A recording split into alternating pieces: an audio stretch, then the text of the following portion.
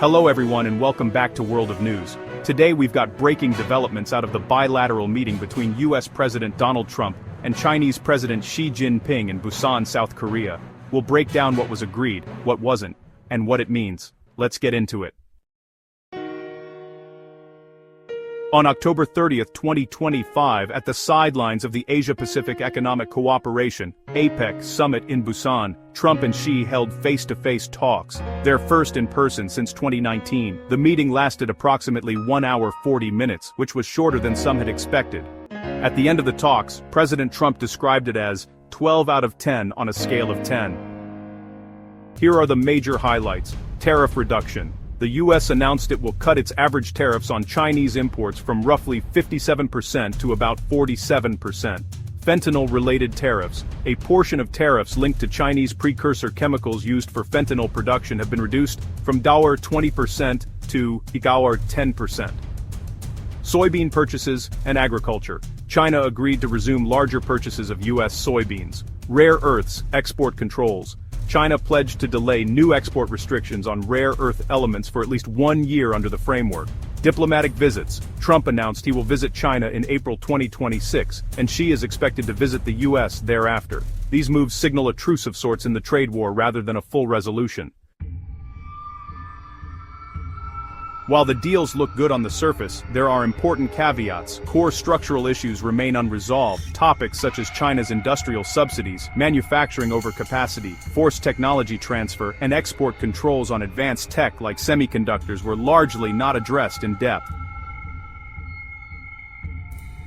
The rare earth deal is for 1 year, not a full long-term guarantee. Some analysts warn the tariff reduction is modest and may not ease trade tensions significantly. One said, tariffs 30% or above mean that you effectively end trade. Taiwan, a highly sensitive point, was reportedly not part of their discussions. So, while both sides are declaring success, what we have is more a tactical pause than a full strategic reset. Why does all this matter? Several reasons. Global supply chains. Rare earths and agriculture, soybeans, are critical for U.S. industry and global tech manufacturing. China's willingness to delay export curbs gives relief. U.S. domestic politics. Trump needed a win ahead of his planned visit to China and ahead of possible election maneuvers. The soybean deal gives his farm state base something to point to. Message to markets. The meeting calmed some fears about escalation between two biggest economies. Geostrategic signaling. It signals that both superpowers are willing to talk again, but also that China is setting terms, e.g., 1 year delay on rare earths, rather than being forced. Technology and security tension remains. The big battles over AI, chip export controls, and strategic dominance are still very much on the table.